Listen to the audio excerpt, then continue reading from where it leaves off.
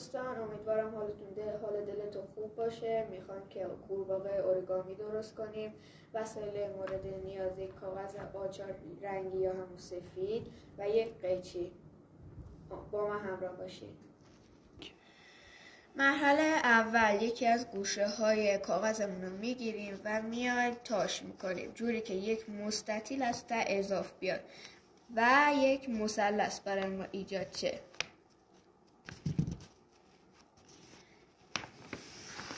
وقتی که کارمون تموم شد به همراه قیچی اون مستطیله رو برش میدیم.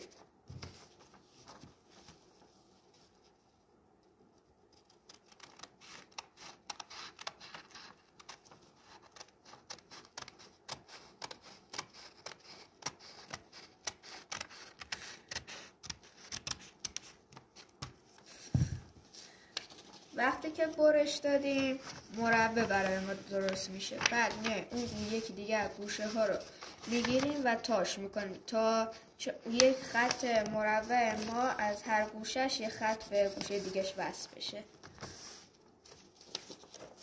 بعد تو مرحله دوم میاد اینجوری میکنیم که مثلثی بشه. بعد فشار میدیم که این شکل به دست بیاد.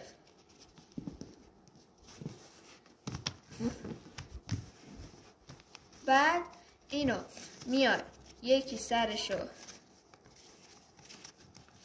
میدیم بالا،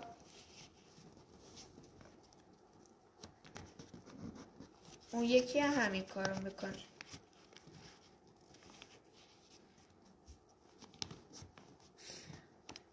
بعد برعکسش میکنیم و این سره ها رو اینجوری میکنیم.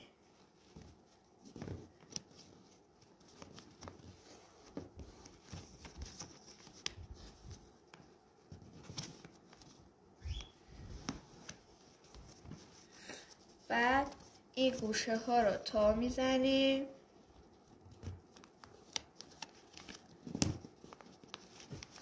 این گوشه هم همینطور.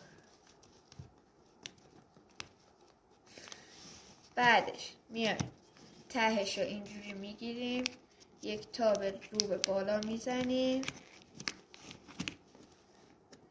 بعد هم اینجوری میکنیم.